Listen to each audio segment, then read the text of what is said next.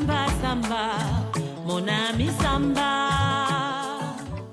Les sambas, c'est vraiment beaucoup de bonheur, beaucoup de plaisir. On sent cette même niaque et cette même hargne que j'ai vue dans plusieurs pays sur le continent ou ailleurs.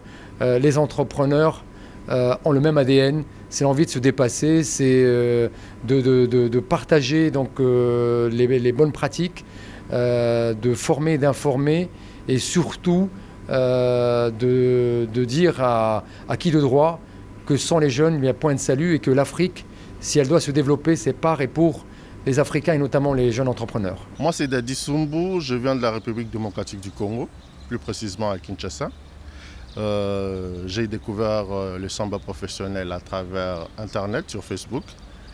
Et vu la qualité des formateurs, je m'étais décidé d'y participer. On va dire depuis 5 ans qu'on a lancé notre première tablette, notre premier produit sur le marché. On a eu la chance d'être invité sur plusieurs plateaux, dans plusieurs événements, dans plusieurs conférences. Et généralement, c'était de l'exhibitionnisme. On parlait de ce qu'on savait faire, on parlait de ce qu'on pouvait gagner, mais jamais on partageait, on apprenait aux autres ce qu'on a appris nous. Et Samba professionnel, c'est donc pour la première fois qu'on me demande de ne pas venir dire comment j'ai lancé ma boîte, pas venir dire comment je gagne ma vie, mais plutôt partager, apprendre à d'autres pour qu'eux aussi demain, ils puissent venir former aux autres. Donc voilà, c'est de partager ce que j'ai appris et ça c'est passionnant. Ben déjà les samba c'est une initiative qui permet aux jeunes de s'exprimer. C'est un échange de compétences entre professionnels et amateurs, on peut le dire ainsi. Pour ce qui est de l'atelier de journalisme avec Madame Joëlle Ndong, nous avons dit pas mal de choses et j'ai retenu une phrase. Être journaliste, c'est une responsabilité parce que le journaliste est le témoin de la société.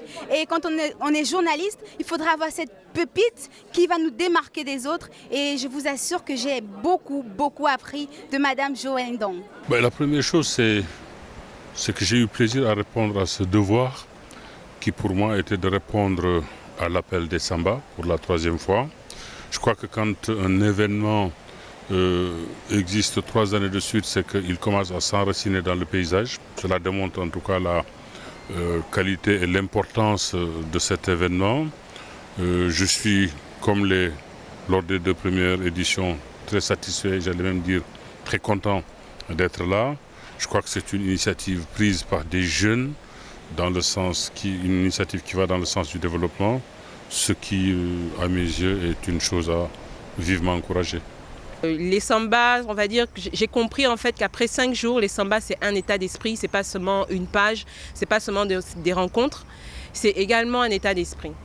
Donc je suis samba maintenant, je le resterai et j'ai le devoir d'avoir d'autres sambas à côté de moi pour faire partie des samba professionnels. Mobadei, c'est le rêve en fait.